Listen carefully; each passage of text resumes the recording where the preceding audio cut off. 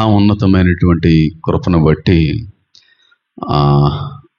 ప్రకటన గ్రంథంలో మనకి కనబడేటువంటి అనేక విషయాల్ని ధ్యానించుకోవడానికి, పూర్తి చేసుకోవడానికి దేవుడు అద్భుతమైనటువంటి అవకాశాన్ని, అతి శ్రేష్టమైనటువంటి సమయాన్ని దేవుడు మనందరికి కూడా అందించాడు. నాకు తెలిసి బయట వాళ్ళు అంటేనే నాకు తెలుసు, ప్రపంచంలో మొట్టమొదటిసారి ప్రకటన గ్రంథం మీద ఎంత సుదీర్ఘమైనటువంటి పరిశీలన చేసిన ఏకైక పరిచర్య మీదే ఉంటుంది అనే మాట కూడా బయట నుంచి ఉన్నటువంటి కొంతమంది నాకు తెలియపరిచిన కారణాన్ని బట్టి నేను దేవుని ఎంతగానో స్తుతించగలిగాను. అయితే దీన్ని ఇంకా మనం సుదీర్ఘంగా పరిశీలన చేయాలి. అంతా చేసామంటే దానికి కుదరదు. 22 అధ్యాయాల్ని ధ్యానించడానికి సుమారుగా 22 సంవత్సరాలు పట్టినా సరే ఆశ్చర్యపడక్కర్లేదంటాను. అంత అద్భుతమైనటువంటి సమాచారం, ఎన్నో ఆత్మీయ మర్మాలు, రహస్యాలు, పాఠాలు ఈ ఒక్క పుస్తకంలోనే దాచబడి ఉన్నాయంటే బైబిల్ అంతా పూర్తి చేసుకోవడానికి నా జీవితం సరిపోద్దంటారా? నాకు తెలిసి నా జీవితం సరిపోదు. ఏ ఒక్క మనిషి జీవితం కూడా సరిపోదు. బైబిల్ ఉన్నట్టుగా ప్రకటించడానికి, దాన్ని ప్రసంగించడానికి జీవితాలు సరిపో. అంత అద్భుతమైనటువంటి మహాసముద్రమే ప్రకటన గ్రంథం. అయితే ప్రకటన గ్రంథంలో ఉన్నటువంటి ప్రాముఖ్యమైన కొన్ని విషయాలన్నిటినీ కూడా ధ్యానించుకున్న తర్వాత ముద్రలు మనం మొదలు పెట్టాం. 7 ముద్రలు. ఈ 7 ముద్రల తర్వాత 7 బూరలను కూడా మనం పరిశీలించాం. 7 బూరలు అయిపోయిన తర్వాత 7 పాత్రలను కూడా పూర్తి చేసేసుకున్నాం. అంటే శ్రమకాలంలో సంభవించేటువంటి ప్రతి విషయాన్ని కూడా 3 భాగాలుగా దేవుడు విభజించాడు గనుక 3 భాగాల్ని కూడా ధ్యానించుకోవడానికి దేవుడు అద్భుతమైనటువంటి కృపా సహాయాన్ని మనందరికి కూడా అందించాడు. కాబట్టి ఇంకేమన్నా ఉన్నాయా ప్రకటన గ్రంథంలో మిగిలినటువంటివి, మనం మర్చిపోయినటువంటివి ఏమన్నా ఉంటే చెప్పండి. వాటి మీద మాట్లాడుకోవడానికి ముందు రోజుల్లో ప్రయత్నం చేద్దాం. కాబట్టి ఇంచుమించుగా అన్నీ చేసాం. కానీ ఈ రోజున 19వ అధ్యాయంలో ఒక విషయాన్ని నేను మాట్లాడాలని, దాని మీద పరిశీలన చేయాలని నేను ఎంతగానో ఆశపడుతున్నాను. అయితే 19వ అధ్యాయాన్ని మనం టచ్ చేయలేదు. టచ్ చేసామా? ఏదో చిన్న చిన్న రిఫరెన్స్ల వేటిలో మధ్యలో ఆ లింక్ చేయడానికి ప్రయత్నం చేశాం తప్ప ఈ అధ్యాయాన్ని మనం సంపూర్ణంగా ఎప్పుడూ కూడా ప్రత్యేకంగా పరిశీలించడానికి ఎప్పుడు కూడా దేవుడు అనుమతి ఇవ్వలేదు. అయితే ప్రకటన గ్రంథంలో 19వ అధ్యాయం చాలా అద్భుతమైన అధ్యాయం. ఎందుకో చెప్తాను చూడండి. 19వ అధ్యాయంలోనే ప్రపంచం యొక్క నిరీక్షణ కనబడతా ఉంటుంది. యేసుక్రీస్తు ప్రభు వారి యొక్క అంతిమ రాకడ ఆ చోటే కనబడతా ఉంటుంది. ప్రకటన గ్రంథంలో ఉన్న అధ్యాయులన్నీ ఒక ఎత్తు అయితే 19వ అధ్యాయం యేసుక్రీస్తు ప్రభు వారి యొక్క రాకడ గురించి స్పష్టంగా రాయబడింది. ఈ 19వ అధ్యాయాన్ని నేను 4 భాగాలు చేసుకున్నాను. ఏంటి అంటే 1 నుండి 5 వచనాలు, అంటే 21 వచనాలు ఉంటాయి 19వ అధ్యాయంలో. 21 వచనాలు ఉంటాయి. ఈ 21 వచనాల్ని 4 భాగాలు చేశాను. 1 నుండి 5 వచనాలు మహాబబులోనికి దేవుడు తీర్చే తీర్పు, మొదటి 5 వచనాలు. 6 నుంచి 9 వచనాల వరకు గొర్రెపిల్ల వివాహోత్సవ కార్యక్రమం, ఇది 2వ భాగం. 11 నుండి 16 వచనం వరకు యేసుక్రీస్తు ప్రభువు వారిని రాజుగా చూపిస్తున్నటువంటి సందర్భం, ఆయన రాకడికి సంబంధించిన విశ్లేషణ.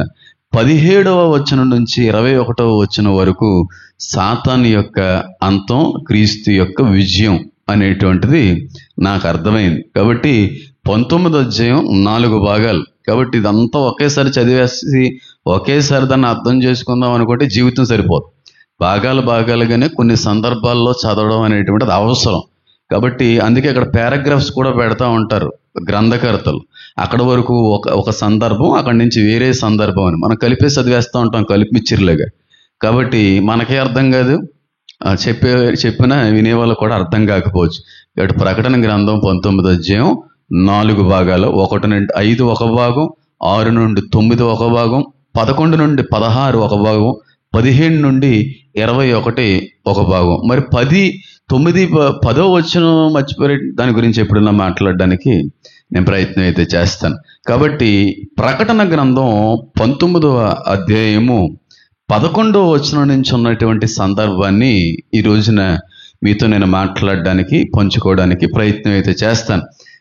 11వ వచనం నుంచి 21వ వచనం, అంటే సుమారుగా ఎన్ని వచనాలు వచ్చాయి? 10 వచనాలు వస్తాయి. ఈ 10 వచనాలని ఉన్న గంటలోనే నేను పూర్తి చేసుకోవాలంటే నా వల్ల నా తరం కాదు. అది ఒక వచనాన్ని 2 గంటలకు చెప్పడానికి కొన్నిసార్లు సమయం సరిపోదు. కాబట్టి 10 వచనంలో కొన్ని సందర్భాలను మాత్రం నేను మాట్లాడడానికి ప్రయత్నం అయితే చేస్తాను. 19వ అధ్యాయంలోనే యేసు క్రీస్తు ప్రభువారి యొక్క రాకడా, భూమి మీద తనంతట తానుగా కాళ్ళు మోపేటువంటి రోజు. ఒలీవల కొండ మీద ఆయన కాలు వేస్తాడో, ఆయన కాలు మోపబడిన తర్వాత ఒలీవల కొండ 2 భాగాలు అయిపోద్ది. పెద్ద భూకంపం వస్తుంది. అప్పుడు 2 ముక్కలుగా ఈ కొండ పర్వతం అనేటువంటిది కూడా జరుగుతుందని వాక్యంలో కూడా రాయబడి ఉంది. కాబట్టి ప్రకటన గ్రంథం 19వ అధ్యాయం 11వ వచనం నుంచి కానీ ప్రధానమైన ప్రాముఖ్యమైనటువంటి అంశంగా కానీ మనం తీసుకున్నట్టయితే ఒక్కొక్క వచనాన్ని కూడా కొంచెం స్పెసిఫిక్గా పరిశీలించడానికి అవకాశం ఉంటే చేద్దాం, లేదంటే దేవుని నడిపింపు మేరకు ముందుకు వెళ్ళిపోయే ప్రయత్నం చేద్దాం. మరియు పరలోకము తెరవబడి ఉండుట చూచితిని. అప్పుడు ఇదిగో తెల్లని గుర్రం ఒకటి కనబడెను. దాని మీద కూర్చుండి ఉన్నవాడు నమ్మకమైన వాడును సత్యవంతుడును అను నామము గలవాడు. ఆయన నీతిని బట్టి విమర్శ చేయుచు యుద్ధము జరిగించుచున్నాడు. ఆయన నేత్రములు అగ్నిజ్వాల వంటివి. ఆయన శిరస్సు మీద అనేక కిరీటములుండెను. రాయబడిన ఒక నామం ఆయన కలదు, అది ఆయనకే గాని మరి ఎవనికి కూడా తెలియదు. రక్తములో ముంచబడిన వస్త్రం ఆయన ధరించుకొని ఉండెను. మరియు దేవుని వాక్యము అని నామము ఆయనకు పెట్టబడి ఉన్నది అనేటువంటి మాట ఆ చోట కనబడతా ఉంది. 11వ వచనం నుంచి కన్నా మనం చదివితే వచ్చేటువంటి ఆ వ్యక్తి దేని మీద వస్తున్నట్టు కనబడిందంటే తెల్లటి గుర్రం ఒకటి కనబడిను. దాని మీద కూర్చుండున్నవాడు నమ్మకమైన వాడు. ఫస్ట్ ఆయన చూసింది యేసుక్రీస్తు ప్రభువారిని కాదు. ఎవరిని చూసారు? ఆయన గుర్రం కనబడుతుంది ఫస్ట్ ఆయనకి. గుర్రం కనబడిన తర్వాత ఆయన గమనిస్తే ఆయన గ్రహించింది ఏంటంటే ఆ గుర్రం మీద ఒకరు కూర్చొని ఉన్నారు. ఆ కూర్చున్నటువంటి వ్యక్తికి నమ్మకమైన వాడు అనేటువంటి పేరు ఉంది. అన్నిటికీ మించి రక్తముతో ముంచబడినటువంటి వస్త్రము ఆయన పైన కనబడుతుంది. ఇలాగ చాలా విషయాలు ఆయన గురించి మాట్లాడే ప్రయత్నం చేశారు. తెల్లటి గుర్రం మీద ఆయన రాబోతున్నాడు. పరలోకంలో గుర్రాలు ఉన్నాయండి పాస్టర్ గారు అనే ప్రశ్న కానీ మీరు వేశారంటే నేను తిరిగి ప్రశ్న నేనేస్తాను. ఏమనంటే పరలోకంలో సింహం ఉందా? పరలోకంలో పక్షిరాజు ఉందా? మరి వీటికి కూడా మీరు సమాధానం చెప్పాలి. కాబట్టి కొన్ని విషయాలు దేవుడు స్పష్టంగా రాయించకపోవడం వల్ల కారణం ఏంటంటే మనకు అది అంత అవసరం లేకపోయి ఉండొచ్చు. కాబట్టి దాని గురించి అంతగా స్పష్టంగా రాసే ప్రయత్నం అయితే చేయలేదు. కాబట్టి కొన్ని విషయాలు నేను కూడా పట్టుకొని టచ్ చేయను, ఎందుకంటే అది అనవసరం. దాని గురించి అంత ధ్యానించడం అనేది, సమయం దానికి అంత వెచ్చించడం అనేది కూడా కొన్ని సందర్భాల్లో అది మంచిది కాదు. కనుక వాటి మీద నేను కొన్నిసార్లు పరిశీలించే ప్రయత్నం చేయను. అయితే ఇక్కడ మనం గమనిస్తే యేసుక్రీస్తు ప్రభువారు రాబోయేటువంటి సమయానికి గుర్రాన్ని వాడుకుంటున్నాడు. ఆ గుర్రం తెల్లటి గుర్రమై ఉన్నది. ఇదే సందర్భం, ఇంచుమించు ఇదే పోలిక ప్రకటన గ్రంథం 6వ అధ్యాయంలో కూడా కనబడతా ఉంటుంది. మీరు కనుక గమనిస్తే అక్కడ కూడా ఒక వ్యక్తి తెల్లటి గుర్రం మీద వస్తున్నటువంటి కొన్ని మాటలు ఆ చోట కనబడతాయి. చూడండి ఒకసారి ప్రకటన గ్రంథం 6వ అధ్యాయం కానీ మనం చదివితే అక్కడ కూడా చూడండి. నేను చదువుతున్నా 2వ వచనం. మరియు నేను చూడగా ఇదిగో ఒక తెల్లని గుర్రము కనబడెను. దాని మీద ఒకడు విల్లు పట్టుకుని కూర్చుండి ఉండెను. అతనికి ఒక కిరీటం ఇవ్వబడెను. అతడు జయించుటకు బయలు వెళ్ళెను అనేటువంటి మాట. ఇక్కడ కూడా ఒకళ్ళు వస్తున్నారు. దేని మీద? తెల్లటి గుర్రం మీదే. కాబట్టి 6వ అధ్యాయంలో కనబడేటువంటి తెల్ల గుర్రం మీద వచ్చే వ్యక్తి 19వ అధ్యాయం 11, 12, 13 వచనాల్లో వచ్చేటువంటి తెల్లటి గుర్రం మీద ఉన్న వ్యక్తి ఒక్కరా కాదా? చెప్పాలి. ఒక్కరు ఎట్టి పరిస్థితుల్లో కూడా కాదు. 6వ అధ్యాయంలో కనబడేటువంటి వ్యక్తి క్రీస్తు విరోధి. 19వ అధ్యాయంలో కనబడేటువంటి వ్యక్తి యేసు క్రీస్తు ప్రభువారు. ఈయన ఒరిజినల్ కంటే ముందు డూప్లికేట్ రిలీజ్ అవుతుందన్నమాట. కానీ వాస్తవానికి ఎక్కడైనా ఒరిజినల్ రిలీజ్ అయిన తర్వాత డూప్లికేట్ రిలీజ్ అవుతూ ఉంటుంది. అవునా కదా? ఒరిజినల్ వచ్చిన తర్వాత డూప్లికేట్ అనేటువంటిది కూడా తయారు చేయడానికి ప్రయత్నాలు జరుగుతుంటాయి. కానీ ఇక్కడ మనం చూస్తే ఒరిజినల్ కంటే ముందు డూప్లికేట్ వచ్చేస్తుంది. కానీ చాలామంది పొరపడుతూ ఉంటారు. 6వ అధ్యాయంలో తెల్లటి గుర్రం మీద ఉన్న వ్యక్తి, 19వ అధ్యాయంలో తెల్లటి గుర్రం మీద ఉన్నటువంటి వ్యక్తి ఒక్కరు ఎట్టి పరిస్థితుల్లో కాదు. ఆ వ్యక్తి విల్లు పట్టుకుని జయించుటకు బయలు వెళ్ళు అనేటువంటి మాట కనబడుతుంది. ఇక్కడ ఉన్నటువంటి వ్యక్తికి విల్లు లేదు చేతిలో. నమ్మకమైన వాడు అనేటువంటి పేరు ఉంది. ఆయనకి తప్ప ఇంకెవ్వరికీ కూడా అటువంటి పేరు పెట్టలేదని కూడా ఉంది. దీని మీద కూడా మాట్లాడొచ్చు కదా, అంత అవసరం లేదు విశ్వాసులు కాబట్టి దాన్ని నేను పట్టుకోవాలనుకోవట్లేదు. కాబట్టి వచ్చేటువంటి వాడు ప్రభువు అయిన యేసుక్రీస్తు ప్రభువారు. ఆయన తెల్లటి గుర్రం మీద రాబోతున్నాడు, మేఘారూఢుడై. ఆయన వచ్చేటువంటి 2వ రాకడలో ఈ గుర్రం మీద రావడం అనేటువంటిది తథ్యం. అందులో ఏ విధమైనటువంటి సందేహం. గుర్రాన్ని ఎందుకు వాడుకున్నాడంటే రాజు కనుక ఆయన. అందుకే ఆయనకు ఉన్నటువంటి పేరు రాజులకు రాజు, ప్రభువులకు ప్రభువు అనేటువంటి నామము కూడా ఆయనకి పెట్టబడి ఉన్నది. ఆయన తొడ మీద కూడా రాయబడి ఉన్నది అనేటువంటి మాట కూడా మనం గమనించగలుగుతా ఉన్నాం. కాబట్టి మీరు జాగ్రత్తగా కానీ ఈ విషయాన్ని కానీ గమనిస్తే అంటే కింద వచనాలు నేను చదవలేదు అనుకోండి, గమనిస్తే ఆయన ఒక్కడే వస్తున్నట్టుగా ఏమన్నా కనబడుతుందా, లేకపోతే ఆయన వెంట పెట్టుకుని ఎవరినన్నా తీసుకుని వస్తున్నాడా అనేది ఈరోజు మనం మాట్లాడుకోబోతున్నాం. ఆయన రావడం అనేటువంటిది మాత్రం తథ్యం, ఆయన రావడం అనేటువంటిది మాత్రం నిజం. రావడం ఆలస్యం చేయక త్వరగా వచ్చుచున్నాడు అనేటువంటి మాట కూడా నిజమే. అయితే ఈ తెల్లటి గుర్రం మీద వచ్చేటువంటి యేసుక్రీస్తు ప్రభువు వారి వెంట ఎవరన్నా వస్తున్నారా? ఒక్కరే వస్తున్నారా? చెప్పాలి. ఒక్కలే వస్తున్నారండి అన్న వాళ్ళు చేతులు ఎత్తండి. బైబిల్ చదవకుండా, బైబిల్ చూడకండి. బైబిల్ చూడాలా? మళ్ళీ చూస్తేనే తెలుస్తుందా? మళ్ళీ చూడకుండా దానికి అర్థం అవదా? ఒక్కడే వస్తున్నాడండి అనే వాళ్ళు చేతులు ఎత్తండి. ఆయన వెంట పెట్టుకుని వస్తున్నారంటే కొంతమందిని అన్నటువంటి వాళ్ళు చేతులు ఎత్తండి. కాబట్టి ఆయన ఒక్కడో రావట్లేదు, వెంట పెట్టుకొని వస్తున్నారు. ఎక్కడుంది అని ఆలోచన చేస్తే చూడండి, ఆ తర్వాత వచనాలకైనా మనం చదివితే 13వ వచనం నుంచి, రక్తములో ముంచబడిన వస్త్రం ఆయన ధరించుకుని ఉండెను, మరియు దేవుని వాక్యము అను నామం ఆయనకి పెట్టబడినది. పరలోకమందున్న సేనలో శుభ్రమైన తెల్లని నారబట్టలు ధరించుకొని తెల్లని గుర్రములెక్కి ఆయన వెంబడించుచుండురి.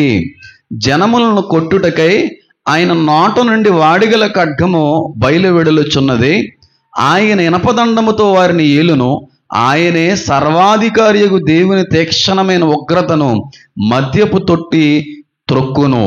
రాజులకు రాజును ప్రభువులకు ప్రభువును అను నామము ఆయన వస్త్రం మీద తొడ మీద కూడా రాయబడి ఉన్నది అనేటువంటి మాట కనబడుతుంది. అంటే యేసుక్రీస్తు ప్రభువారి యొక్క 2వ రాకడలో ఆయన ఒక్కరే కాదు భూమి మీద అడుగు పెట్టేది, ఆయనతో పాటుగా కొంతమంది వెంట పెట్టుకొని రావడం అనేది స్పష్టంగా కనబడతా ఉంది. అవునా కదా?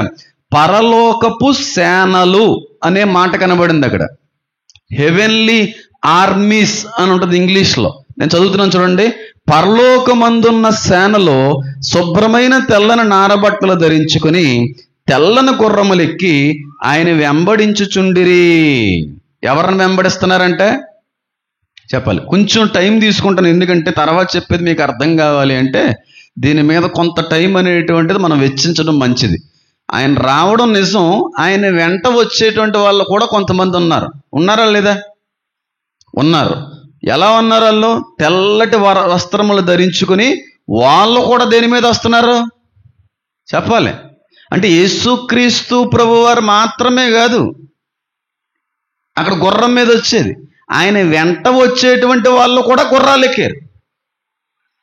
మరి పాస్టర్ గారండి గుర్రం అనేటువంటి రాజుకి సాదృశ్యంగా ఉందంటున్నారు కదండి, మరి వెనకాల ఉన్నటువంటి వ్యక్తులు కూడా రాజులేనండి అనే ఆలోచన మీకు రావచ్చు.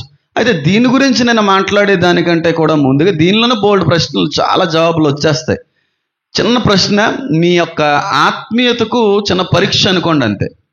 జస్ట్ మీకు అనిపించింది చెప్పండి. మీరు చెప్పింది తప్పు అన్నంత మాత్రాన్ని నేను మిమ్మల్ని ఏమీ కూడా అనను, జస్ట్ పరీక్ష మాత్రమే. ఈయన వెంట పెట్టుకుని వస్తున్నటువంటి తెల్లటి గుర్రం మీద ఉన్నటువంటి వ్యక్తులు సేనలో ఎవరై ఉంటారు? దేవదూతలండి అన్న వాళ్ళు చేతులు ఎత్తండి. దేవదూతలండి, దేవుని సైన్యము, పరలోక సేనలు అనే మాట రాయబడింది కనుక దేవదూతలండి అన్న వాళ్ళు చేతులు ఎత్తండి. దేవదూతలు అయితే నేను ఇలాగ అడగను, పేరుని అడిగేస్తాను, అప్పుడు మీరు చెప్పాల్సి వస్తుంది. అది తెలివితేటలు నా దగ్గర ఉపయోగించకండి. ఎవరు రావాలో చెప్పాలి. ఎవరు అనుకుంటున్నావు నువ్వు? మనుషులే? పశువులే? పరిశుద్ధులే? అబ్బే, పరిశుద్ధులే ఉంటారు పరలోకంలో, అపరిశుద్ధులు కాదు. నువ్వు చెప్పమ్మా ఎలియాజరు, ఎవరై ఉంటారు వారు? బాప్తీసం తీసుకున్న వాళ్ళు. ప్రసాద్ గారు మీరు చెప్పండి. బాబు నాన్న అలాంటి వాటిల్లో బుక్ చేయకండి అంటున్నారు. రాకడ కుమార్ గారు మీకు ఏమైనా ఐడియా ఉంటే కొంచెం చెప్పి ప్రయత్నించండి. ఎవరై ఉంటారు వాళ్ళు? దేవదూతలు అంటారా, లేకపోతే ప్రత్యేకించబడినటువంటి జనాంగమై ఉన్నదంటారా, లేకపోతే వీళ్ళందరూ అంటున్నట్టుగా బాప్తీసం పొందుకున్న పరిశుద్ధులే ఉన్నారంటారా? దేవదూతలు ఎందుకు అవ్వకూడదు? హెవెన్లీ ఆర్మీస్ అని ఉంది కదా, అక్కడ పరలోక సేనలు అని ఉంది కదా. ఆర్మీ అనేటువంటిది అక్కడ స్పష్టంగా రాయబడింది కాబట్టి దేవదూతలను ఎందుకు అనుకోకూడదు? కొంతమంది దేవదూతలు అంటూ ఉంటారు, కొంతమంది కొన్ని రకాలైనటువంటి వాళ్ళ యొక్క ఆలోచన వ్యక్తపరుస్తూ ఉంటారు. అయితే నేను అంటాను, వీరెవరో అనేటువంటిది స్పష్టంగా ప్రకటన గ్రంథంలోనే 5-6 సార్లు రాయబడింది. 5-6 సార్లు రాయబడింది. ప్రకటన గ్రంథం 3వ అధ్యాయం చూస్తే వాళ్ళెవరో మనకు అర్థమవుతుంది. చూడండి, అంటే నేను చెప్పేచ్చు వెంటనే నేను చెప్పిన దానికంటే మీ అంతటిగా మీరు దాన్ని చూసి అర్థం చేసుకుంటే ఇంకా బాగా అర్థమవుతుందని నా ఉద్దేశం. అంతే. ప్రకటన గ్రంథం 3వ అధ్యాయము 4వ వచనంలో కనబడుతుంది వాళ్ళు ఎవరో. చూడండి, అయితే తమ వస్త్రములను అపవిత్రపరచుకున్న కొందరు సార్దీసులను యొద్ద ఉన్నారు. వారు అర్హులు గనుక తెల్లని వస్త్రములు ధరించుకొని నాతో కూడా. ఇక్కడ మనకి 19వ అధ్యాయంలో వచ్చేటువంటి వ్యక్తులు ఏ వస్త్రాలు ధరించుకున్నారు? తెల్లని నారబట్టలు ధరించుకొని అని ఉంది. అంటే వచ్చే వాళ్ళకి తెల్ల నారబట్టలు, లెనిన్ క్లాత్ అనేటువంటిది వేయబడింది. 3-4 వచనాల్లో యేసుక్రీస్తు ప్రభు వారు అంటున్నారు, వారు అర్హులు గనుక తెల్లని వస్త్రములు ధరించుకుని నాతో కూడా సంచరిస్తారు. 5వ వచనం, జయించువాడు అలాగున తెల్లని వస్త్రములు ధరించుకొనును, జీవ గ్రంథములోండి అతని పేరు ఎంత మాత్రమునో కూడా తుడిపి పెట్టక నా తండ్రి ఎదుటను ఆయన దూతల ఎదుటను అతని పేరుని నేను ఒప్పుకుందును. ఇక్కడ కూడా తెల్లని వస్త్రాలు ధరించుకున్నటువంటి వ్యక్తులు కనబడుతున్నారు. అలాగే ప్రకటన గ్రంథం 4వ అధ్యాయం 4వ వచనంలో కానీ మనం చదివితే అక్కడ కూడా తెల్లని వస్త్రాలు ధరించుకున్నటువంటి వ్యక్తులు కనబడుతున్నారు. చూడండి, సింహాసనము చుట్టూ 24 సింహాసనములు ఉండెను. ఆ సింహాసనములందు 24 పెద్దలు తెల్లని వస్త్రములు ధరించుకొని. ఏ వస్త్రాలు ధరించుకున్నారు? అంటే మీరు ప్రకటన గ్రంథాన్ని బాగా చదవలేదన్నమాట. ప్రకటన గ్రంథాన్ని బాగా చదివి ఉండుంటే, మనస్ఫూర్తిగా మీరు చదివి ఉండుంటే, ఆత్మలో లీనమై చదివి ఉండుంటే, ఈ వచ్చేటువంటి వాళ్ళు వీళ్ళు అని అనం. ఇంచుమించుగా చాలా మంది ఉన్నారు అందులో. ఒకరికి మాత్రమే వర్తించే మాట కదా అది. కాబట్టి ఇక్కడ మనం చూసినట్టయితే 24 సింహాసనములు ఉన్నాయి. ఆ సింహాసనములందు 24 పెద్దలు తెల్లని వస్త్రాలు ధరించుకున్నారు. ఇక్కడ కూడా 24 సింహాసనాల మీద కూర్చున్న వ్యక్తులు ఏం బట్టలు వేసుకున్నారు? తెల్లని వస్త్రాలు ధరించుకున్నారు. 6వ అధ్యాయం 11వ వచనం, తెల్లని వస్త్రం వారిలో ప్రతివానికి ఇయ్యబడెను, మరియు వారి వలనే చంపబడేవారు సహదాసుల యొక్కయు సహోదరుల యొక్కయు లెక్క పూర్తి అయ్యే వరకు ఇంకా కొంచెం కాలం విశ్రమింపవలని వారితో చెప్పబడిను. ఇక్కడ ఎవరు కనబడుతున్నారు? తెల్లని వస్త్రాలు ధరించుకున్న వాళ్ళు హతసాక్షులు కనబడుతున్నారు. మరి ఎలా చెప్పగలుగుతున్నారు మీరు దూతలని, పరిశుద్ధులని, లేకపోతే బాప్తీసం పొందుకున్నవారని? ఒకరికి మాత్రమే తెల్లటి వస్త్రాలు అనేటువంటివి ఇవ్వబడలేదు కదా, అక్కడ సంఘానికి ఇవ్వబడింది. రెండవదిగా 24 మంది పెద్దలకి తెల్లని వస్త్రాలు ధరించబడ్డాయి. మూడవదిగా హతసాక్షులైనటువంటి వారికి కూడా దేవుడు ఏమిచ్చాడు? అక్కడ తెల్లని వస్త్రాలు అనేటువంటివి కూడా ఇవ్వబడ్డాయి. అలాగే 7వ అధ్యాయం చూద్దాం. చూడండి,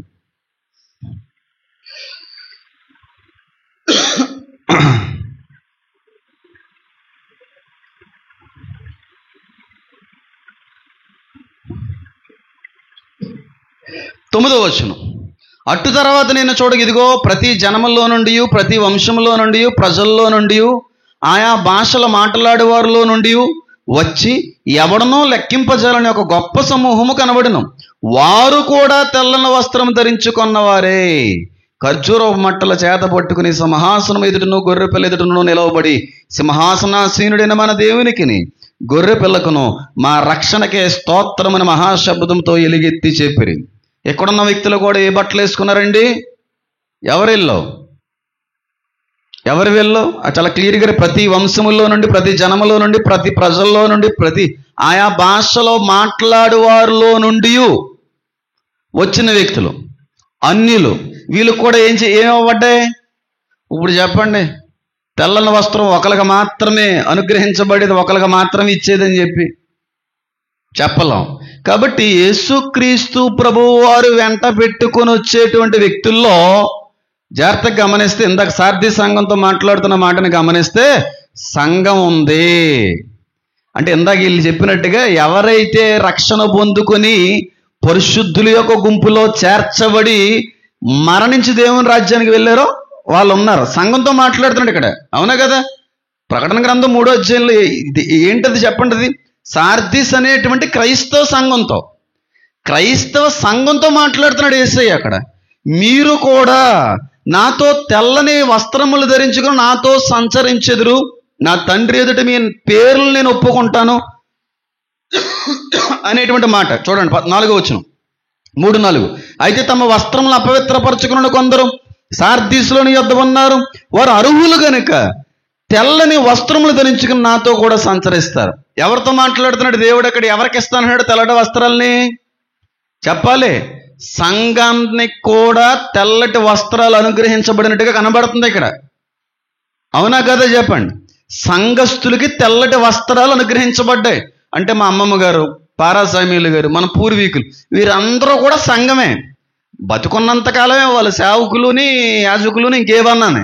దేవుని దృష్టిలో అందరూ కూడా ఒకటే సంఘం, ఒకే సంఘంలో ఉన్న వాళ్ళందరూ కూడా. కాబట్టి ఇప్పుడు వీళ్ళు పైన ఉన్నారు కదా, తాతయ్య గారు కావచ్చు, అమ్మమ్మ కావచ్చు, మామయ్యలు కావచ్చు, పాప కావచ్చు, వీళ్ళందరూ చనిపోయిన వాళ్ళు, నిద్రించిన వాళ్ళు ఉన్నారు కదా.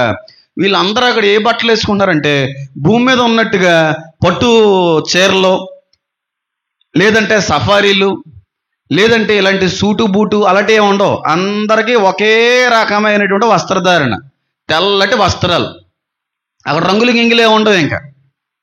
కాబట్టి సంఘానికి కూడా తెల్లటి వస్త్రాలు ఇచ్చారు దేవుడు అక్కడ, అవునా కదా? ఎందుకంటే ఇక్కడ తెల్లటి వస్త్రాలు ఇవ్వబడేటువంటిది సార్దీస్ సంఘం. సార్దీస్ అనేటువంటిది క్రైస్తవ సంఘం. 7 సంఘాలకు ఉత్తరాలు క్రైస్తవ సంఘాలకి దేవుడు రాయడం అనేది జరిగింది. కాబట్టి ఆయన వెంట వచ్చేటువంటి వ్యక్తుల్లో సంఘం ఉన్నది, ఉందా లేదా? 100% సంఘం ఉంది. ఆయన వెంట వచ్చేటువంటి వ్యక్తుల్లో 24 మంది పెద్దలు ఉన్నారా లేదా? వాళ్ళు వెంట వచ్చేటువంటి వ్యక్తుల్లో శ్రమకాలంలో చనిపోయినటువంటి హతసాక్షుల సమూహం కూడా ఉన్నదా లేదా? చెప్పాలి. ఉన్నది. 6వ అధ్యాయంలో ఆయన వెంట వచ్చేటువంటి వ్యక్తుల్లో అన్యులు కూడా ఉన్నారు. క్రీస్తుని అంగీకరించినటువంటి వ్యక్తుల్లో అన్యులు ఉన్నారు. వారికి కూడా ఏమివ్వబడింది? తెల్లటి వస్త్రములు అనేటువంటివి ఇవ్వబడ్డాయి. కాబట్టి ఆయనతో పాటుగా మనం వస్తాం. అంటే సంఘం, క్రైస్తవులు, రక్షించబడిన వాళ్ళు రాబోతున్నారు. శ్రమకాలంలో ఆయన నిమిత్తం చనిపోయినటువంటి హతసాక్షులు రాబోతున్నారు. అంతకంటే ముందుగా పాత నిబంధన గ్రంథానికి సంబంధించినటువంటి భక్తులు, పరిశుద్ధులు, ప్రవక్తలు, అపోస్తులు, వీళ్ళందరూ రాబోతున్నారు. వీళ్ళతో పాటుగా దేవదూతల సమూహం కూడా ఉంటుంది అంటే దానికి అర్థం ఉంది. అంతేగాని పరలోక సేనలు అనేటువంటిది కేవలం దేవదూతలకు మాత్రమే వర్తించేటువంటి మాట అయితే, దేవదూతలు గుర్రాలు ఎక్కవలసిన పనేం లేదు. అది మీరు గమనించాలి. దేవదూతలు గుర్రాలు ఎక్కవలసిన పనేమి లేదు. కాబట్టి ఈయన వెంట పెట్టుకుని వచ్చే వాళ్ళు చాలా సమూహాలు ఉన్నాయి. అన్నిటికీ మించి ప్రకటన గ్రంథం 3:4-5 తెలియపరుస్తుంది, సంఘమున్నది. అయితే యేసుక్రీస్తు ప్రభు వారు వచ్చేటువంటి ఈ రాకడ 19వ అధ్యాయంలో ఉన్నది శ్రమల తర్వాత, శ్రమలకు ముందా, శ్రమలకు మధ్యలోనా? చెప్పాలి. ఎప్పుడు? శ్రమలు అయిపోయిన తర్వాతే కదా ఒలివుల కొండ మీద అడుగు పెట్టేది. నేనంటే ఎవరిని విమర్శించాలని, ఎవరిని తప్పుపట్టాలని నా ఉద్దేశం కాదు, కానీ దేవుడు నాకు నేర్పించింది వ్యక్తపరుచుకునేటువంటి సమయమే తప్ప ఇందులో విమర్శలకి ఏ విధమైనటువంటి తోవ లేదు. ఒకవేళ సంఘం అనేటువంటిది శ్రమల తర్వాత ఎత్తబడింది అనుకోండి, మరి నీ వెంట వచ్చే వాళ్ళు ఎవరు? సంఘం అనేది శ్రమలన్నీ అనుభవించిన తర్వాతే ఎత్తబడుతుంది అని నమ్మే కొన్ని గుంపులు ఉన్నాయి. అదే నిజమైతే ఆయన ఇంకా భూమి మీద అడుగు పెట్టక మునిపే ఆయన్ని వెంట పెట్టుకుని వచ్చేటువంటి సంఘం ఎవరు? మరి వీళ్ళెవరు? వీళ్ళు వేరే సంఘస్థులా? చెప్పాలండి. కాబట్టి సంఘం ఎప్పుడు ఎత్తబడుతుంది? శ్రమలకు ముందు ఎత్తబడుతుంది. శ్రమలకి తర్వాత సంఘం ఎత్తబడితే మరి ఆయన వచ్చేటప్పటికే, ఆయన కింద భూమి మీదకి వచ్చేటప్పటికే వెనకాల సంఘం ఫాలో అవుతుంది కదా, అప్పటికే సంఘం ఫాలో అవుతుందండి. చాలా క్లియర్గా ఆ చోట కనబడుతుంది. కాబట్టి ఈయన భూమి మీద అడుగు పెట్టేటువంటి సమయం కంటే ముందుగా 7 సంవత్సరాల శ్రమలు జరుగుతాయి. అందులో సందేహం లేదు. 1290, 1335 రోజులు ఇవి శ్రమ దినాలు. శ్రమలో మహాశ్రమలో. కానీ నేను చూసేది మాత్రం 1335 దినాలే అసలు సిసలైన శ్రమలు అని అంటాను. అంటే ఇంచుమించుగా 7 సంవత్సరాలు. ఈ 7 సంవత్సరాల శ్రమ కాలంలో సంఘం ఉండదు, అప్పటికే ఎత్తబడింది. మరి సంఘం ఎక్కడ ఏం చేస్తుంటుందండి పాస్టర్ గారండి అని అంటే, హ్యాపీగా దేవునితో విందులో ఉంటుంది సంఘం. 7 సంవత్సరాలు భూమి మీద శ్రమ జరుగుతూ ఉంటే ఎత్తబడినటువంటి సంఘం చూడండి, మనం అందరం ఉన్నాం చూడండి, మన పూర్వీకులు ఉన్నారు చూడండి, భక్తులు ఉన్నారు చూడండి, ఈ 7 సంవత్సరాలు విందులో ఉంటారు. అక్కడ విందండి అంటే prawn biryani, chicken biryani, mutton biryani అటువంటివి ఏమన్నా ఉంటాయండి పాస్టర్ గారు అని అడిగారు కనుక ఇలాంటి దిక్కుమాల ప్రశ్నలు అయ్యి నన్ను అడగండి, నేను సమాధానాలు కూడా చెప్పలేను అలాంటి వాటికి. విందంటే మాంసము, లేకపోతే మద్యము, లేదంటే ద్రాక్షరసపు వింది కాదు, ఆనందముతో కూడిన విందది. చాలా సంతోషంగా గడుపుతాం. ఎవరో? ఎత్తబడినటువంటి సంఘం. కానీ బైబిల్లో ఎక్కడ కూడా 7 సంవత్సరాలు విందు ఉంటుంది. ఎత్తబడినటువంటి సంఘం 7 సంవత్సరాలు దేవునితో విందులో పాల్గొంటారు అనే మాట ఎక్కడ కూడా బైబిల్లో రాయబడలేదు. రాయబడిందా? పోనీ ఏమన్నా రాయబడిందా? మీరు ఎప్పుడన్నా గమనించారా దాన్ని? నాకు తెలిసి నేనైతే గమనించలేదు.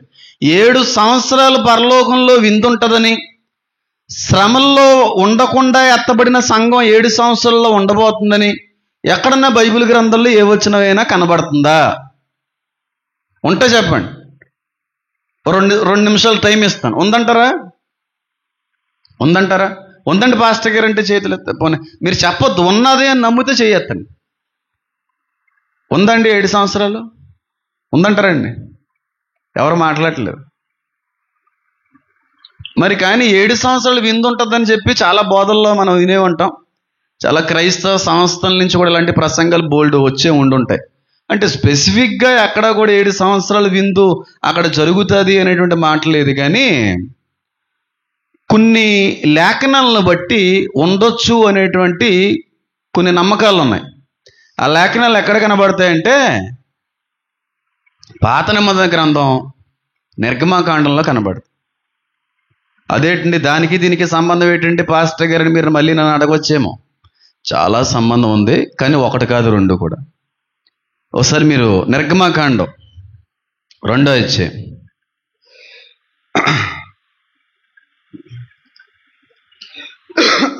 12వ అధ్యాయం 2వ అధ్యాయం కాదు,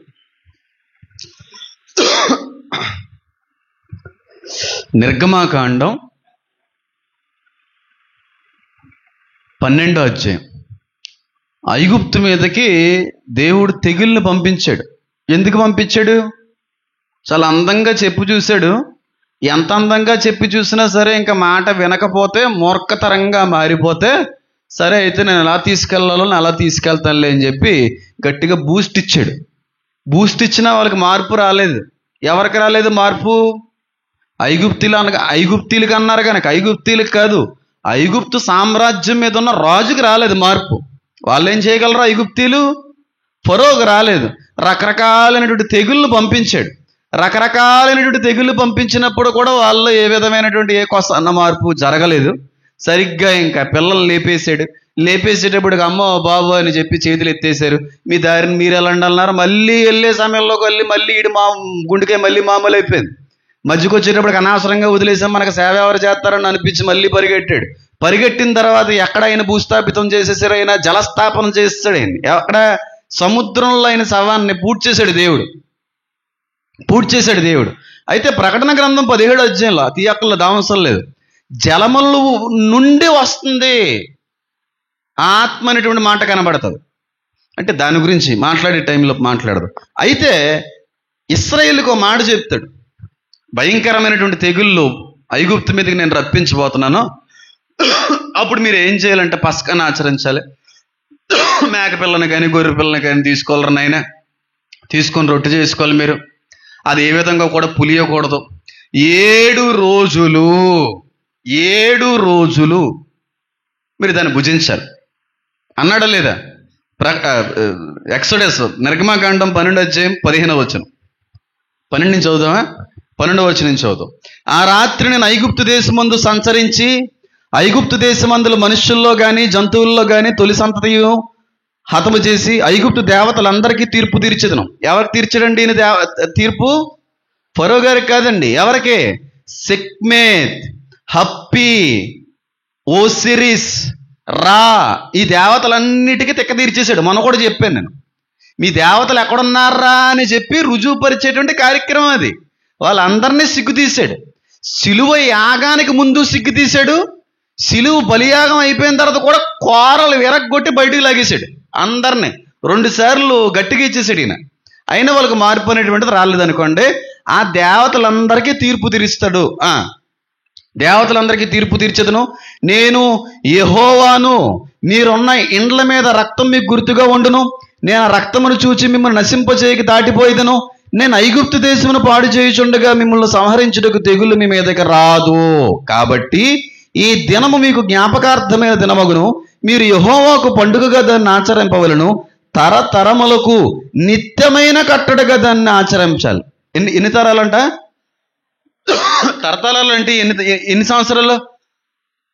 యేసుక్రీస్తు ప్రభువారు భూమి మీద అడుగు పట్టేంత కాలం వరకు ఆచరించాలి. మరి యూదులు ఆచరిస్తున్నారా లేదా? వాళ్ళు ఏం తప్పు చేయట్లేదు. దేవుడు పెట్టినటువంటి నిబద్ధతలను వాళ్ళు నిబంధనల్ని ఆచరిస్తున్నారు. రోష్ హషన్నా క్రైస్తుడు ఆచరించడు, వాళ్ళు ఆచరిస్తారు. పస్కా క్రైస్తుడు ఆచరించడు, వాళ్ళు ఆచరిస్తారు. ఇలా చాలా పండుగలను అన్నింటినీ వాళ్ళు ఆచరించాలని ఆజ్ఞ ఉంది కనుక వాళ్ళు ఆచరిస్తున్నారు. కానీ కొంతమంది యూదులు తిడతా ఉంటారు, తిట్టకూడదు పొరపాటును కూడా, దాటిపోయాను. సంహరించుటకు తెగుళ్ళు మీ మీదకి రాదు, కాబట్టి దినం మీకు జ్ఞాపకార్థమైన దినమగును, మీరు యెహోవాకు పండుగగా దాన్ని ఆచరింపవలను, తరతరములకు నిత్యమైన కట్టడగా దాన్ని ఆచరింపవలను, 7 దినములు పులియని రొట్టెలను తినవలను, మొదటి దినమున మీ ఎండ్లలో నుండి పొంగినది పారవేయవలను, మొదటి దినం మొదలుకొని 7వ దినం వరకు పులిసిన దాన్ని తిను ప్రతి మనుష్యుడు ఇశ్రాయేల్లో నుండి కొట్టివేయబడిన. ఎవరు కొట్టివేయబడతారంటే పులిసినటువంటి రొట్టెని తిన్నటువంటి వ్యక్తులు కొట్టివేయబడతారని చెప్పి. ఎన్ని రోజులంటే అక్కడ తినవలసింది విందు? బయటంతా శ్రమ జరుగుతుంటే వీళ్ళు 7 రోజులు పార్టీ చేసుకున్నారు లోపల. అవునా కాదా? బయట ఐగుప్తు అంతా తగలడిపోతుంది, బయట ఐగుప్తు అంతా నాశనం అయిపోతుంది, బయట ఐగుప్తు అంతా కేకలు పెడుతుంది. కానీ 7 రోజులు ఇశ్రాయేలీయులందరూ ఎక్కడున్నారు? విందులో ఉన్నారు. ఎంతమందికి అర్థమైంది నేను చెప్పేది? ఇప్పుడు అర్థమైందా? స్పెసిఫిక్గా ఇక్కడ రాసి ఉండకపోవచ్చు, కానీ కొన్ని లేఖనాలను ఆధారంగా తీసుకుంటే మనకు అర్థమవుతుంది. శ్రమకాలం కూడా ఎన్ని సంవత్సరాలు? ఇక్కడ వీళ్ళు పార్టీ చేసుకునేది ఎన్ని రోజులు? అది పరిస్థితి. కాబట్టి శ్రమలలో నలిగేటువంటి వ్యక్తులు ఉన్నారు. శ్రమల నుంచి విడిపించి 7 సంవత్సరాల్లో విందులో ఉండే సంఘం కూడా ఉంది. అది మనం. ఇప్పుడు అర్థమైందా లేదా? ఐగుప్తు అంతా నాశనం అయిపోతుంది, కానీ ఇశ్రాయేలుకి ఏమీ పట్టినట్టు లేదు, ఏ బాధ లేదు, ఏ నొప్పి లేదు, ఏ ఇబ్బంది లేదు. హ్యాపీగా మేక మాంసం, గొర్రె మాంసం, రొట్టెతో 7 రోజులు హ్యాపీగా ఉన్నారంటారా లేరంటారా? సేమ్ అదే క్రైస్తవ సంఘానికి కూడా వర్తిస్తుందని నా నమ్మకం. 7 సంవత్సరాలు లోకంలో విడవబడినటువంటి జనాంగం ఉన్నారు. 7 సంవత్సరాలు ప్రత్యేకించబడి సెపరేట్ చేయబడిన సంఘం ఉంది. ఈ 7 సంవత్సరాల పైన దేవునితో విందులో ఉంటారు. ఇంకొక ఆధారం చెప్పాలంటే, యూదులు వివాహాన్ని 7 రోజులు సెలబ్రేట్ చేసుకుంటారు. 7 days షావా బ్రకోత్ అని పిలుస్తూ ఉంటారు. 7 days 7 వారాలు ఏంటంటారు, దాంట్లో పెళ్ళిళ్ళు చేస్తుంటారు. 7 వారాల పెళ్ళ, ఎన్నో వారాలు పెళ్లి చేస్తుంటారు. ఎన్ని వారాలండి? 5 weeks, 5 days. కానీ యూదులు 7 days చేస్తారు. చాలా హ్యాపీగా ఉంటారు ఆ 7 days. చుట్టాలు వస్తుంటారు, వెళ్తూ ఉంటారు, తినడం డ్యాన్స్ చేయడం, సంతోషంతో ఆనందంతో కేరింతలో కొట్టడం అనేటువంటి. ఇది ఎన్ని రోజులు చేస్తారంటే 7 రోజులు. కాబట్టి ఇక్కడ మనం కానీ చూసినట్టయితే 19వ అధ్యాయంలో 6 నుంచి 9 వచనాలు చూస్తే గొర్రె పిల్ల వివాహోత్సవ కార్యక్రమం జరగబోతుందని ఉంది అక్కడ. అవునా కదా? అంటే వివాహోత్సవ కార్యక్రమం 7 days పెళ్లి నాళ్ళు ఎలాగైతే సెలబ్రేట్ చేసుకుంటారో ఈ సంఘం కూడా 7 years అక్కడ సెలబ్రేట్ చేసుకుంటుంది. ఆ విందులో ఉంటుంది. అది అయిన తర్వాత ఈ రాజులకు రాజు ప్రభువులకు ప్రభు అయినటువంటి క్రీస్తుతో వీళ్ళు వెంట వస్తారన్నమాట. ఎక్కడికి? భూమిలోకానికి. ఎందుకు చెప్పాలి? ఏం చేయడానికి చెప్పం, పర్లేదు. జడ్జ్ చేయడానికి, రాజ్యం చేయడానికి. ఇనపదండముతో వారు ఏలును అన్నాడు కదా, అది పరిస్థితి. ఇంకా బాగా అర్థమయ్యే ప్రయత్నం చేస్తాను చూడండి. ఈ మాటని, ఈ నిర్గమాకాండంలో ఉన్నటువంటి మాటని చాలామంది పోస్ట్ ట్రిబులేషన్ అంటే శ్రమలో తర్వాతే సంఘం ఎత్తబడుతుందని నమ్మే వాళ్ళు ఏమని నమ్ముతారంటే, పోస్ట్ ట్రిబులేషన్ నమ్మేవాళ్ళు ఐగుప్తు కాలంలో ఇశ్రాయేలుని ఏమి వేరుపరచలేదు కదా, అక్కడే ఉంచాడు, కానీ కాచి కాపాడాడు, వాళ్ళ మీద ఏ దోమ వాలకుండా. అదే విధంగా సంఘం అనేది కూడా 7 సంవత్సరాల శ్రమకాలంలో ఉంటుంది, వారిని కూడా కాచి కాపాడతాడు, అంతేకాని వేరు చెయ్యుడు అని నమ్ముతూ ఉంటారు వాళ్ళు. కాచి కాపాడుతానని అన్నది ప్రకటన గ్రంథం 12వ అధ్యాయంలో ఎవరిని? విడవబడినటువంటి ఏర్పాట్లు ఉన్న వాళ్ళని కాస్తాడు. కొంతమంది ఉన్నారు, ఎవరు? 144,000 మంది యూదులు. వాళ్ళు పోషిస్తాడని ఉంది, ఉందా లేదా? కాబట్టి యూదులకు వర్తిస్తుంది. యూదులు ఉంటారు, ఆ శ్రమల్లోనే ఉంటారు, వాళ్ళని మాత్రం పోషిస్తాడు.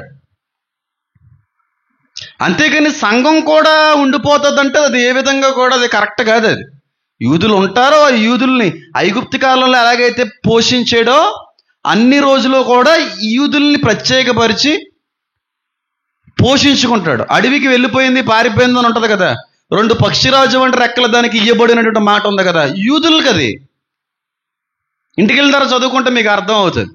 కాబట్టి సంఘం అనేది పొరపాటున కూడా శ్రమల్లో ఉండదు. ఒకవేళ ఉంటే ఏ విధంగా కూడా అది కనెక్ట్ అవ్వడానికి అవకాశం ఉండదు. ఒకవేళ సంఘం అనేటువంటిది 7 సంవత్సరాల్లో ఉందనుకోండి, మరి విందు ఎక్కడ జరుగుతుంది? కింద జరుగుతుంది. ఆ విందు జరగదు. పోనీ సంఘం అనేటువంటిది మధ్యలో ఎత్తబడిపోయింది అనుకోండి, మిడ్ ట్రిబులేషన్ కరెక్ట్ అనుకోండి, 7 సంవత్సరాలు విందుకి సెట్ అవుతుంది. అది 3.5 సంవత్సరాలే విందు ఉన్నట్టుగా కనబడుతుంది, అది సెట్ అవ్వట్లేదు. ఒకవేళ శ్రమల తర్వాత సంఘం ఎత్తబడింది అనుకోండి, మరి విందేది? 7 సంవత్సరాలు విందేది? ఎలా 7 సంవత్సరాలు సెట్ అవుతుందంటే, శ్రమలకు ముందు సంఘం ఎత్తబడితేనే ఈ 7 సంవత్సరాల గొర్రెపిల్ల వివాహోత్సవ విందుకి సెట్ అవుతుంది. మధ్యకి మనం చూసినా సెట్ అవ్వట్లేదు, 7 సంవత్సరాలు రావట్లేదు. చివరిలో చూసినా అది 7 సంవత్సరాలు రావట్లేదు. ఎందుకంటే చివరిలో చూసాం అనుకోండి 1000 సంవత్సరాల పరిపాలన, 7 సంవత్సరాలు ఎక్కడ? కాబట్టి సంఘం అనేది శ్రమలలో ఉండదు. అంతకు ముందుగానే ఆ వధువు సంఘాన్ని దేవుడు కొనిపోతాడు. దాన్నే ర్యాప్చర్ అన్నారు. తెస్సలోనికీయులకు రాసిన పత్రిక కావచ్చు, కొరింథీయులకు రాసిన పత్రిక కావచ్చు, అక్కడ ఉన్నటువంటి దొంగ వలె వచ్చుచున్నటువంటి మాట కావచ్చు, హెర్పేజో కొనిపోవుట, స్నాచింగ్ అనేటువంటి మాట దానికి అర్థమైంది. దానికి అర్థమయ్యే విధంగా దానికి పోల్చబడింది. కాబట్టి సంఘం శ్రమల్లో ఉండదు. మళ్ళీ వస్తాం మనం. 7 సంవత్సరాల శ్రమలు పూర్తి అయిపోయిన తర్వాత యేసయ్య వెంట మళ్ళీ వస్తాం, ఇక్కడికి భూమి మీదకి మళ్ళీ వస్తాం. ఒకవేళ మన కుటుంబంలో ఎవరన్నా విడవబడ్డారనుకోండి, వాళ్ళ ఏర్పాటులో ఉన్నటువంటి వ్యక్తులు ఉండుంటే 1000 ఏండ్ల పరిపాలనకు ముందు తీర్పు జరుగుతుందని ఉందా లేదా? మేకల్లో నుంచి గొర్రెలు ఏం చేయబడతాయి? విభాగించబడతాయి. ఆ గొర్రెలు అడుగుతాయి, బాబు మేము ఎప్పుడు చేసామయ్యా నీ పేరట, అది ఎప్పుడు చేసావు, ఇది ఎప్పుడు చేసావంటే నాకు అలా చేశానంటారు, నాకు చేసినట్టే. కాబట్టి మీకు వాక్యం లేదు, ధర్మశాస్త్రం లేదు, కానీ ధర్మశాస్త్రానుసారమైనటువంటి అనుభవాలు ఉన్నాయి. కాబట్టి మీరు నా వాళ్ళే అండం అనేటువంటిది కూడా కనబడుతుంది. తీర్పు అయిపోయిన తర్వాత 1000 ఏండ్ల పరిపాలన జరుగుతుంది. ఈ 1000 ఏండ్ల పరిపాలన కేంద్రంగా ఇజ్రాయెల్ని చేసుకుని, ఇప్పుడున్నటువంటి ఇజ్రాయెల్ దేశం మధ్య నడిబొడ్డునే ఆయన సింహాసనాన్ని, అపోస్తుల సింహాసనాలు వేసుకుని, ప్రవక్తల సింహాసనాలు వేసుకుని 12 గోత్రాలకు కూడా విడవబడినటువంటి 144,000 మందికి తీర్పు తీర్చి వాళ్ళకి ఇచ్చే బాధ్యతలు వాళ్ళకిస్తారు, మనకిచ్చే బాధ్యతలు మనకిస్తాడు. అంటే నేను అనుకుంటుంది ఏంటంటే, మనం ఇప్పుడు ఈ గ్రామానికి, ఈ పట్టణానికి, ఈ ప్రదేశానికి సంబంధించిన వాళ్ళు 1000 ఏండ్ల పరిపాలన జరుగుతుంది. ఆ 1000 ఏండ్ల పరిపాలనకి మనం మళ్ళీ మన ప్లేస్లోకి వస్తామని నా నమ్మకం. ఏ ఊరు, ఏ దేశం, ఏ ప్రాంతానికి సంబంధించిన వాళ్ళు ఆ ప్రాంతాలకు వచ్చి అక్కడ పరిపాలన చేస్తారు. విడవబడినటువంటి వ్యక్తులకి దేవుని రాజ్యం రుచి చూపిస్తారు. అర్థమవుతుందా నేను చెప్పేది? అర్థం కావట్లేదా? అప్పుడు మనం ఈ ఏరియాకి సంబంధించిన వాళ్ళు ఈ ఏరియాకి మళ్ళీ వస్తాం. చాలామంది అప్పటికి జనం ఉంటారు ఇక్కడ. ఆ జనం అంతటికి దేవుని పరిపాలన రుచి చూపిస్తాం మనం. ఇదిగో దేవుని పరిపాలన అంటే ఎలా ఉంటుందని చెప్పి మనం రుచి చూపిస్తాం. చాలామందికి నచ్చుతుంది. చాలామంది వచ్చి ఆ ఇజ్రాయేల్ దేశం వరకు వచ్చి ఆయన్ని ఆరాధిస్తారని కూడా ఉంది. కొంతమంది ఆరాధించరు. ఎంతమంది మారినా చివరి చేసి మళ్ళీ వాడు ఏం చేస్తాడు? మోసం చేసి మళ్ళీ అందరినీ పోగేసుకుని ఇజ్రాయేల్ను కూల్చేద్దాం పదండ్రా అంటాడు. కనీసం గేటు వరకు కూడా రావడం, ఆకాశం నుండి అగ్ని వచ్చి మొత్తం కాల్చి వాడేస్తుంది. కాబట్టి ఆయన వచ్చే వెనకాల ఆయన వెంట ఎవరుంది? క్రైస్తవ సంఘం ఉంది. క్రైస్తవ సంఘానికి తెల్లటి నారబట్టలు ఇచ్చాడు, అన్నిటికీ మించి తెల్లటి గుర్రాలు కూడా ఇచ్చాడు. అంటే మనకు ఒక్కొక్క చెరుకు గుర్రం ఇవ్వబడింది అన్నమాట. కాబట్టి మనం కూడా గుర్రం పెంచాలనుకున్నాం, గుర్రం పెంచాలనుకున్న ఆశ అప్పుడు తీర్చేస్తున్నాడు దేవుడు. పెంచాలనుకునేవాడిని సేవలోకి వచ్చేసాను, తీసుకుందామని అనుకునే టైంకి వచ్చేసాను సేవలోకి. లేకపోతే నేను పెంచేవాడిని, ఎందుకంటే నా ఫ్రెండ్స్ అందరూ ఇంచుమించుగా ఆ గుర్రాలు పెంచడంలోనే వాళ్ళకి ఇష్టం. అది కొన్ని కోరికలు తీర్చుకుందాం, జరిగించుకుందాం అనే సమయానికి వచ్చాను సేవకి. వాటిని మర్చిపోయాను, వాటి మీద ఆలోచన కూడా లేదు. కాబట్టి మనకు గుర్రం అనేటువంటిది కూడా ఖచ్చితంగా ఇవ్వబడుతుంది. తెల్లటి వస్త్రాలు కూడా ఇవ్వబడతాయి. ఆయన వెంట మనము కూడా చెప్పాలి రాబోచున్నాము.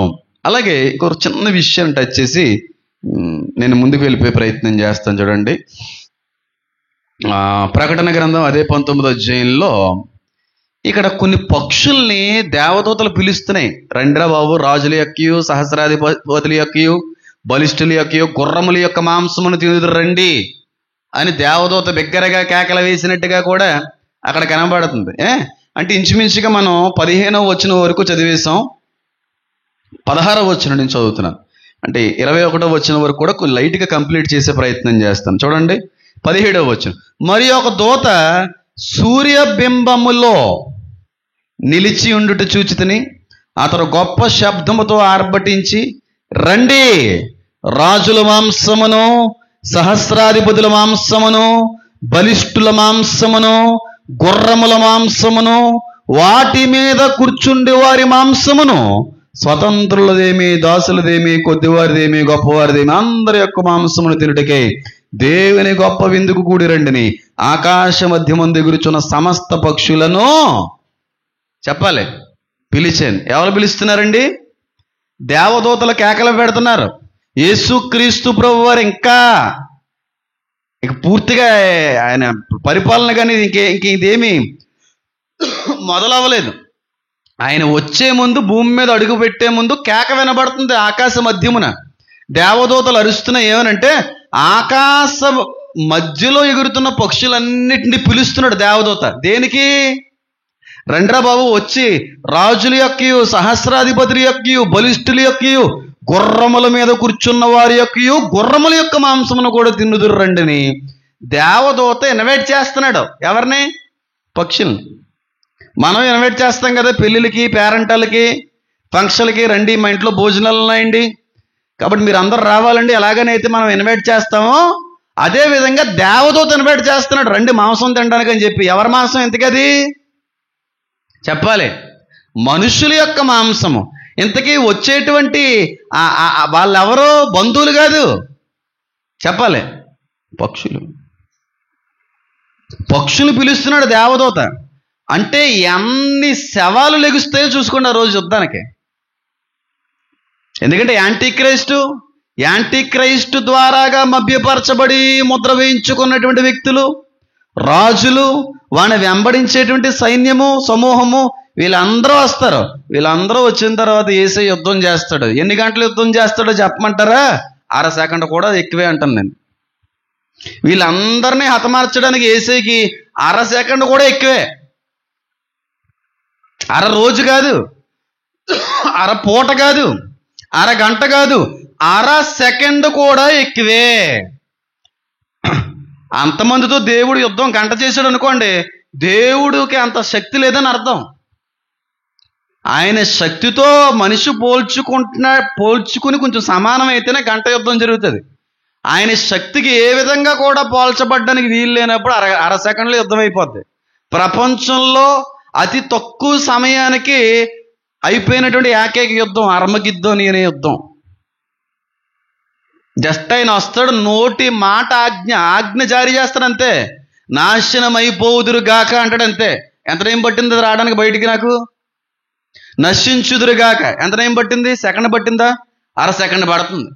ఇంకా ఆయన అన్నది ఇంకా 1/2 సెకండ్ కూడా పడుతుంది. నశించుదురు గాక అంటాడంతే. అన్నీ కుప్పకూలిపోతాయి. అందరూ అనకూడదు కానీ వాడిని వెంబడించిన సైన్యం అంతా కూడా కుప్పకూలిపోతుంది. శవాలు గుట్టలు లెగుస్తాయి. అప్పుడు దేవదూత అరుస్తున్నాడు, రండి పక్షుల్లారా, ఇక్కడ మాంసం, బాగా కొవ్వు పుట్టిన మాంసం తిందిరు రండి. బాగా బలిసారు కదా రాజులు, గుర్రాలు బాగా బలిసినాయి కదా, తినండి అంటే ఆ గిద్దలో ఆ పక్షులన్నీ వచ్చి ఆ చచ్చిపోయిన శవాలను ఏం చేస్తాయనుంది? తింటాయనుంది. తర్వాత వచ్చిన ఇంకా చాలా మాట్లాడుకోవచ్చు, తర్వాత రోజు మాట్లాడుకుందాం. తర్వాత చూడండి. మరియు 19వ వచనం, మరి ఆ గుర్రం మీద కూర్చున్న వానితోనూ ఆయన సేనతోనూ యుద్ధము చేయుటకే ఆ క్రూర మృగమును భూరాజులు వారి సేనలు కూడి ఉండగా చూచితిని. అప్పుడు ఆ మృగమును దాని ఎదుట సూచక్రియలు చేసి దాని ముద్రను వేయించుకున్న వారిని, ఆ మృగ ప్రతిమకు నమస్కరించిన వారిని, మోసపరిచిన అబద్ధ ప్రవక్తయు పట్టబడి వారిద్దరూ గంధముతో మండుచున్న అగ్నిగంధములో ప్రాణముతోనే వేయబడిరి. కడమ వారు గుర్రం మీద కూర్చున్న వారి నోట నుండి వచ్చిన ఖడ్గము చేత వధింపబడిరి. వారి మాంసమును పక్షులనియు కడుపారా. ఎంత బాగుంటుందో మాట, కడుపారా. 7 సంవత్సరాల నుంచి పాపం వీటికి ప్లేస్ లేదు, కూర్చోడానికి ప్లేస్ లేదు, ఎగరడానికి ప్లేస్ లేదు, తినడానికి తిండి లేదు, మాడిపోయినాయి. అంటే కొన్ని రకాలైనటువంటి పక్షులు. ఇది అలాగే చూడడానికి లేదు, ఇది ఆత్మీయంగా చూసినా అది జస్ట్ మెటఫారికల్లీ, సింబాలికల్లీ ఉపయోగించే మాట కూడా అయి ఉండొచ్చు. కొన్ని పక్షులు ఉంటాయి, అవి మన రేంజ్లోకి రావయి, బాగా ఎత్తులు ఎగురుతూ ఉంటాయి. కొన్ని రకాలైనటువంటి జాతులు ఈ విపత్తుల్లో బాగా ఎత్తుకెళ్ళి ఏమన్నా తప్పించుకొని అక్కడ ఏమన్నా దాకున్న పక్షులకి ఏమన్నా ఈ అవకాశం ఏమో వస్తుందేమో తెలియదు కానీ కడుపారా తిన్నాయంటే తిని చాలా రోజులు అయిందని కదని అర్థం అండి. కడుపారా తిన్నాయంట. అయితే తినకముందు క్రూర మృగము, అబద్ధ ప్రవక్త ప్రాణముతోనే పట్టబడి మండుచున్న అగ్నిగుండములో పాడవేయబడ్డారు. అంటే యాంటీ క్రైస్టు, ఫాల్స్ ప్రొఫెట్, వాడిని వెంబడించిన వాళ్ళందరూ ఖతమైపోయారు. అసలు సిసలైనోడు కనబడతలేదు. చూసారు మీరు? అందుకనే వీళ్ళందరికీ నాశనం వచ్చేసింది, వీళ్ళందరినీ వేసి పడేసాడు. కానీ అసలు సిసలైన మూల పురుషుడు ఉన్నాడు చూడండి, అబద్ధానికి జనకుడు, మోసగాడు, ఆడు కనబడుతున్నాడు మనకి అక్కడ 19వ అధ్యాయంలో. ఎవడాడు? ఏమైపోయాడు అనుకుంటున్నారాడు? పారిపోయాడు. పారిపోతే వాడిని మళ్ళీ పట్టుకుంటారు. అది మనకి 20వ అధ్యాయంలో కనబడుతుంది. చూడండి, ఆడు ఎంత కుయుక్తులు కలిగిన వాడు, ఎంత మోసగాడో, ఎంత దౌర్భాగ్యుడో, ఎంత దుష్టుడో, ఎంత పెద్ద దొంగో అక్కడ మనకు అర్థమవుతుంది. వీళ్ళందరినీ ఎర్రెక్కించింది ఆడేనా, సాతానుగాడేనా? ఇప్పటి వరకు దేవదూతలు మోసం చేయడం ఒక ఎత్తు, తర్వాత మనుషులు మోసం చేశాడు. పరలోకంలో ఉండవలసిన దేవదూతలనే వీడి వైపు మళ్లించుకున్నాడంటే ఆడు మోసగాడా మంచోడా? ఉంటారు కొంతమంది చాలా నేకగా, చాలా శుతిమెత్తనమైనటువంటి పదజాలంతో, చాలా జ్ఞానంగా వ్యవహరిస్తూ, ఎక్కడా దొరకకుండా మనుషుల్ని జాగ్రత్తగా లోపరుచుకుంటుంటారు కొంతమంది. ఎప్పుడన్నా గమనించారో లేదో? బయటికి అస్సలు దొరకరాళ్ళు. ఆ పడిపోయిన వాళ్ళకి కూడా తెలియదు వీళ్ళు ఎలాంటి వ్యక్తులని. అంత జాగ్రత్తగా లాగుతారు కొంతమంది సాతాన సంబంధికులు. అలా లాగేసాడండి పరలోకంలో ఉన్నటువంటి దేవదూతలను సాతానుగాడు. పరలోకంలో ఉన్నటువంటి సమూహాన్నే మోసం చేశారండి. ఇది ఎంత పెద్ద కేడీగాడో అర్థం చేసుకోండి. పరలోకంలో ఉన్న దేవదూతలు మోసం చేశారంటే ఎంత పెద్ద కేడీగాడో అర్థం చేసుకోండి. అది సరిపోదన్నట్టుగా మనుషులను కూడా మోసం చేశాడు. అబద్ధ క్రీస్తును మోసం చేశాడు, అబద్ధ ప్రవక్తను మోసం చేశాడు, మనుషులందరినీ మోసం చేశాడు. యేసే వచ్చేటప్పటికి మాత్రం ఇక్కడ కనబడకుండా పారిపోయాడు. చూసారా మీరు? ఆడు ఎంత కన్నింగ్ ఫీలో చూడండి. అక్కడ సాతాను ఉన్నట్టు చూపించండి. అక్కడ మీరు 19వ అధ్యాయంలో ఎక్కడన్నా. కొంతమంది ఉంటారు జాగ్రత్త, వెనకాల నడిపిస్తూ ఉంటారు, వెనకాల నుండి నడిపిస్తూ ఉంటారు.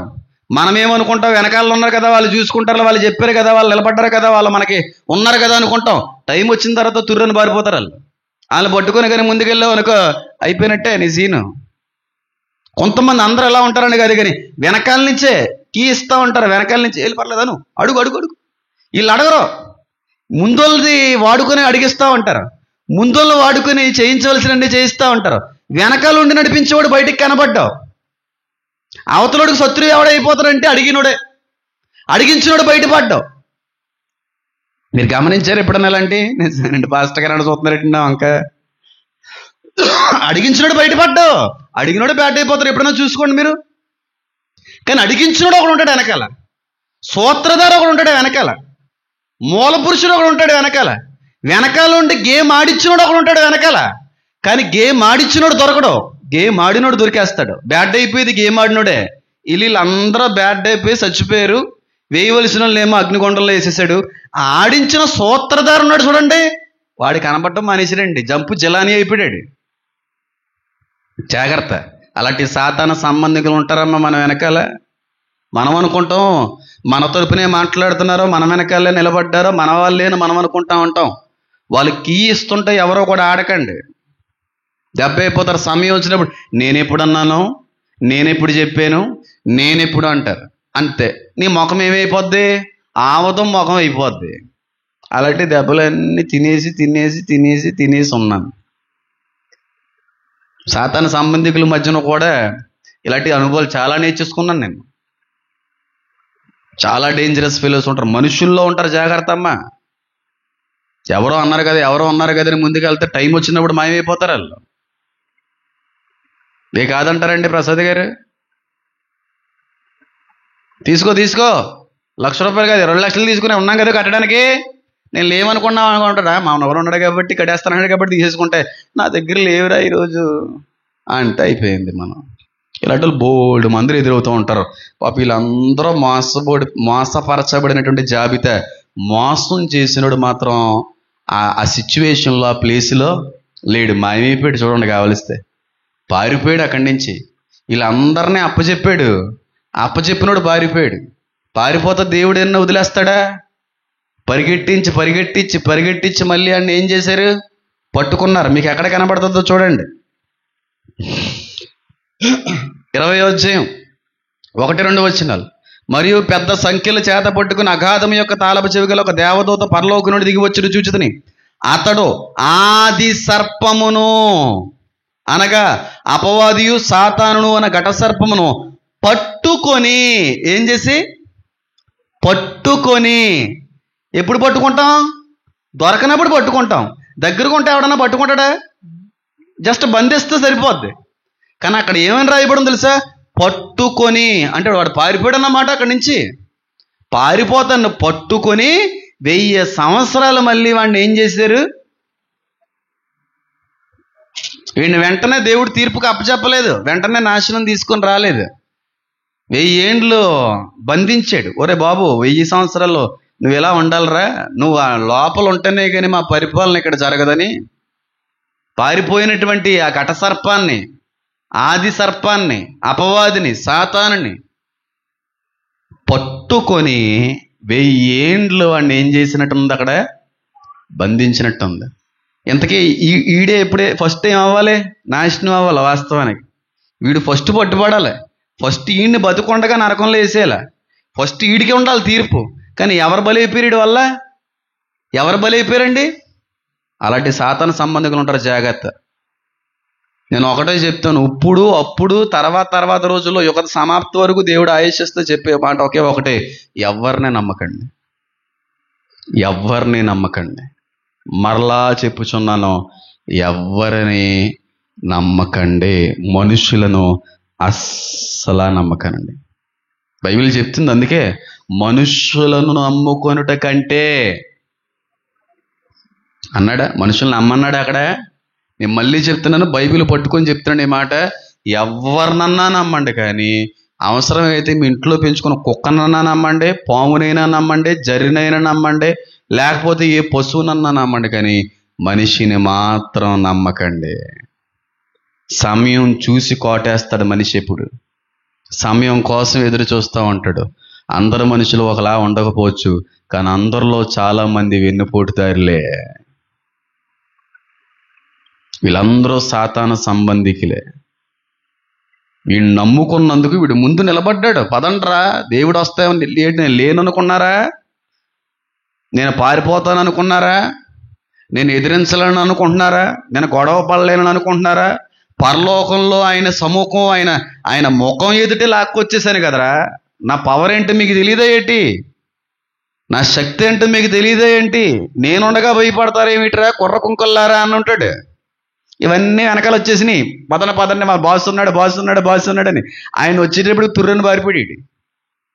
అంత వీళ్ళందరూ పాపం అమాయకులు కదా, పట్టుబడ్డారు, నశించిపోయారు. పారిపోయినాడు మళ్ళీ చివరి చేసి పట్టుబడ్డారు. ఎవరిని నమ్మకండి. నేను నమ్మట్లేదు, నమ్మను కూడా.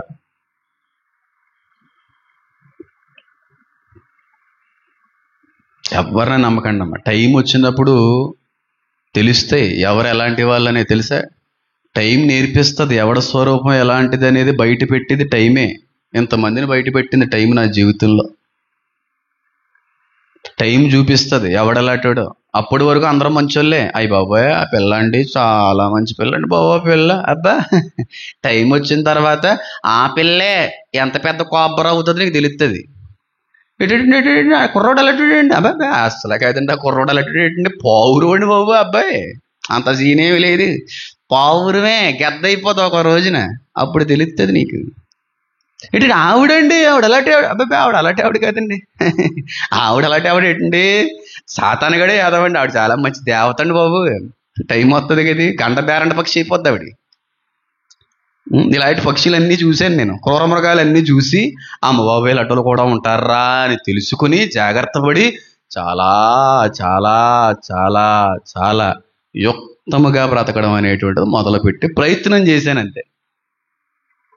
కాబట్టి మనం ఏం చేయకూడదు? దేవుణ్ణి తప్ప ఎవరిని నమ్మకండి. ఎవడో ఉన్నాడు మన వెనకాలని అస్సలు అనుకోకండి. ఎవడో ఏదో చేస్తాడని అస్సలు అనుకోకండి. దెబ్బైపోతాం. టైం వచ్చిన తర్వాత పావురువే ఏమైపోద్ది? పక్షి అయిపోయింది, గండబేరండ పక్షి అయిపోయింది అనుకోండి, మనం అయిపోయినట్టే. ఎవరిని నమ్మకుండా మన పని మనం చూసుకుంటే దేవుడిని నమ్మితే వెళ్ళిపోయాం అనుకోండి, దేవుడు మోసం చేస్తాడా మనల్ని? ఎప్పుడైనా ఎప్పటికీ మోసం చేయడు. అలాంటి మోసం చెయ్యని దేవుడిని నమ్మడానికి ఇష్టపడం. ఎప్పుడు పొడిసేద్దామా అని మనుషుల్ని నమ్ముతారేంటండి? అదేటో నాకు తెలియదు. వీళ్ళందరినీ ముందు నిలబెట్టి నడిపించాడు. యుద్ధానికి పురుగొలిపాడు. నిలబెట్టి పదండి రా అన్నాడు. ఎంతకైనా వచ్చేటప్పటికి ఇటు జంప్ అయిపోయాడు, పారిపోయాడు, వీళ్ళందరూ బుక్ అయిపోయారు. అలా నేను ఇంటర్ కాలేజ్ నుంచి చాలా విషయాల్లో బుక్ అయిపోయాను.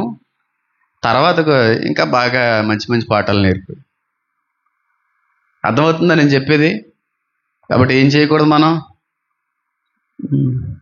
వాళ్ళ మాటలు అలాగే ఉంటాయి, శుతిమెత్తగానే, తేనె పోసిన కత్తిల్లాగా ఆ టైపులో ఉంటాయి అసలు.